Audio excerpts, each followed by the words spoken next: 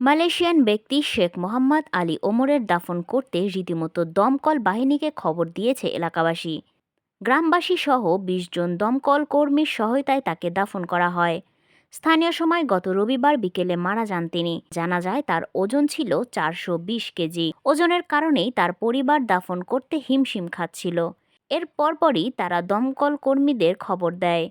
New states time এ প্রকাশিত একটি প্রতিবেদনে বলা হয়েছে, বাড়ি থেকে কবরস্থানে লাশ নিয়ে দাফনের জন্য একটি ৫ টন ওজনের লরির প্রয়োজন হয়েছিল। শারীরিক স্থূলতার কারণে দীর্ঘদিন ধরে হাসপাতালে চিকিৎসা নিতে যেতে পারেননি শেখ ওমর।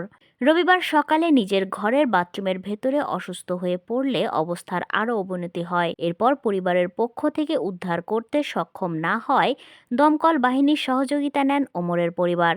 তবে অবস্থার অবনতি হলে সেই দিন বিকেলেই মারা যান ওমর। কেলান্টান ফায়ার অ্যান্ড রেস্কিউ কর্মীরা শরীরের ওজনের কারণে সৃষ্ট চ্যালেঞ্জগুলো কাটিয়ে উঠতে একসঙ্গে কাজ করেছে। লাশ কবরস্থানে আনার জন্য ২০ জন কর্মী ঐক্যবদ্ধভাবে কাজ করেছেন।